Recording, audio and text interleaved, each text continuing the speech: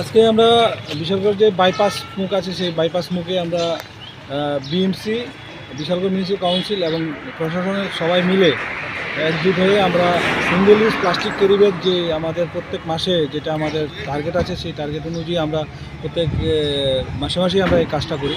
তো আজকে যেহেতু আজকে জানুয়ারি মাসের শেষ দিন, সেই অনুযায়ী আজকে আমরা স্পেশালভাবে বিশালগড়ের এই বাইপাস মুখটাতে আমরা কোনো দিন করিনি। বিশালগড়ে সমস্ত ব্যবসায়ীদের কাছে গিয়েছিলাম।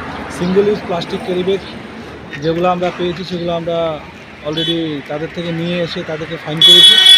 আমরা দুটো দোকানে ফাইন করেছি 1000, 1000, 2000 টাকা, এবং নেক্সট টাইম যদি এরকম করে তবে তাদের সেই অনুযায়ী তাদেরকে আগামী দিনেও তাদেরকে সতর্ক করে দেওয়া হয়েছে যাতে তারা কোনো ধরনের single use plastic carry bag use না করে, করলে আমরা আইনানুগ ব্যবস্থা নেব।